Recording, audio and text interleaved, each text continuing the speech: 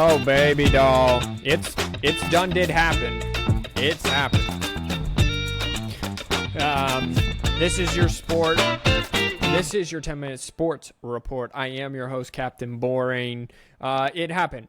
The Big Ten has suspended Coach Harbaugh for the remaining 3 games of the regular season. In its report, the Big Ten cited preserving the ability of the team to play out and Harbaugh being the public face of the program as the reason Harbaugh is serving the penalty through punishment levied against Michigan. Michigan was found to be in violation of the Big Ten sportsmanship policy for conducting, quote, impermissible in-person scouting operations over multiple years, resulting in an unfair competitive advantage, wrong, that compromise the integrity of competition, wrong, because everyone does this. Here's the other thing as well. So this starts today. The Big Ten came out with this on Veteran Day when the courts were closed. While Harbaugh was on the team playing on the way to Happy Valley. This is not a sanction of Coach Harbaugh. Wrong, the conference said in its report. It is a sanction against the university that, wrong, that under extraordinary circumstances presented by this offensive conduct best fits the violation. If it was against the university, you prohibit them from recruiting and you levy a massive fine or you withhold all of the revenue shares they would get from the TV contracts this year or next year or the college football playoff or the Big Ten championship game or all of the above. That's how you hurt the university. Instead, you don't want to hurt the kids. You're hurting the kids by taking away the head coach. All the Michigan football players have said, Harbaugh is like a dad. Harbaugh is like a father to me. Harbaugh is a dad. Harbaugh is a dad, et cetera, et cetera. If I'm about to compete, and in high school, when I was about to compete in races, if my dad was not there, and he only ever missed one meet, I was not the same person when my dad was there, when I could see him at multiple points on the course. When I could only see him once because it was a big loop and I could only see him once, I ran much differently. It was much tougher mentally. I was a different runner. Now, you're taking basically that away from J.J. McCarthy specifically, who is the leader of the Michigan program, or one of them. So, Michigan, here we go. The suspension only bans him from the sideline on game day. He is allowed to coach the team for the remainder of the week. So, basically Sunday through Friday, he's allowed to coach the team. His status for the Michigan game against Penn State could come down to a court ruling. In a statement, Michigan President Santa Ono, who's been just cream of the crop, said the school seeks to get a court order preventing this disciplinary action from taking effect. Additionally, in a statement, Ono expressed his displeasure with what he deems to be a rush process by the Big Ten. Like all members of the Big Ten Conference, we are entitled to a fair, deliberate, and thoughtful process to determine the full set of facts before a judgment is to be rendered. Today's action by Commissioner Tony Petitti disregards the conference's own handbook, violates basic tenets of due process, and sets an untenable precedent of assessing penalties before an investigation has been completed. We are dismayed at the commissioner's rush to judgment when there is an ongoing NCAA investigation, one in which we are fully cooperating. Not CFP insider Roberto just sent me on his way home this that says, the headline reads, Big Ten says Michigan never denied the allegation, but there's no knowledge that Jim Harbaugh knew of scheme. So you need to punish the university and not Jim Harbaugh and the current kids. A fair question could be raised. If this was Ohio State, how would I feel? If this was Alabama, how would I feel? My big feeling is I go back to the Patriots. I don't care that they were videotaping that the balls were deflated. It doesn't matter. Go out and play football. You cannot tell me outside of knowing There's nothing. There's nothing outside of knowing nothing. Outside of poisoning players or tainting drinking water, which Michigan and Minnesota, back in the early 1800s, whenever that was, there's nothing. I don't care.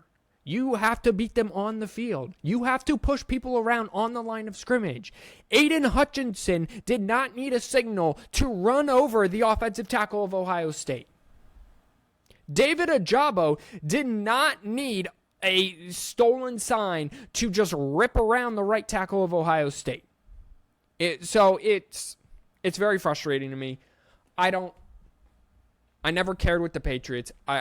Yes, based on law, Michigan broke the rules. But this is, especially when the NCAA has told them that they know nothing, that Harbaugh knew nothing. You're hurting the players. You're hurting your own conference. And you're making your conference look bad by doing this at the 11th hour. It should have been done at the latest on Thursday, yesterday, but it wasn't. All right, let's move on. All right, T-Diety. So, some things and stuff happened in sports. Shocker, right?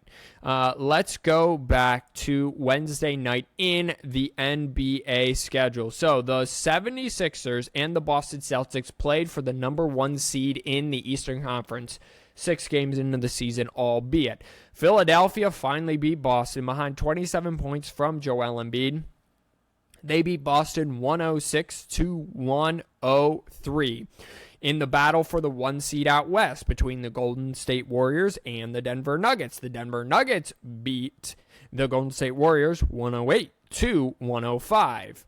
The Cleveland Cavaliers traveled to Oklahoma City and lost 128-120. Shai Gilgeous-Alexander has been quite the young player for the Oklahoma City Thunder. He had 43 points in a winning effort, so good for him. Last night was Thursday. None of the teams we covered played. So the NBA standings, the 76ers are 6-1 and sit 1 game ahead of the Boston Celtics in the Eastern Conference. The Cleveland Cavaliers, 3-5, 8 games in, would be out of the play-in tournament. They are 3.5 games back of first place, but only 1 game out of 10th place. Excuse me. 1 game out of 10th, 9th, 8th, 7th, 6th place. They're only 1 game out, so good for them. And finally, the Denver Nuggets are 1.5 games ahead of the Dallas Mavericks for first seed in the Western Conference. Alrighty, let's go over to the NFL as there was Thursday night football that happened. The Carolina Panthers just continue to suck. They lost to the Chicago Bears, who are a terrible team, 16 to 13. That's what they were, the 13. Chicago was the 16. Bryce Young was the game high passing leader. He's had a rough kind of rookie season. He threw for 185 yards. Low scoring affair. Here's the deal. The Chicago Bears own the Carolina Panthers first round pick because remember, the Panthers traded up to take Bryce Young number 1 overall. So, with them beating Carolina, and Chicago themselves sitting at 3-7, there's a high likelihood they have 2 top 5 picks in this upcoming NFL draft. So that's very interesting. Carolina only has 1 win on the season. Speaking of seasons and games and teams, I know that's what I do around here. If we go over to the NHL, on Wednesday night, the Los Angeles Kings went into Vegas and they handed the Golden Knights their second loss of the season by a score of 4-1. On Thursday, the Seattle Kraken walked right into Colorado and beat the Avalanche 4-3. Let's see here. And that's pretty much it. I got to do better at prepping and seeing so I can finish my sentences instead of being like 4-3. And then nothing else happened. Womp, womp, womp. So that's where I'm at. Ladies and gentlemen, that's pretty much it. Let me get you caught up on what the schedule for college football is going to be, and then we'll get on out of here. Granted, I did rant for good 7 minutes on Michigan. I'm sure it will be Ohio State fans in the mentions all day long. But here we go. The number 3 Michigan Wolverines, whether they will have Jim Harbaugh or not, is no one knows. The line has gone from 5.5 to 4. And it's gone from 4.5 to 5, or from 4.5 to 4 in the last half hour. So people now are putting all their money on Penn State. I put my money on Penn State just because I'm a cynic with this, and I don't believe Michigan will still win big games. Anyway, number 3 Michigan's at number 10 Penn State. Number 8 Alabama's on the road at Kentucky.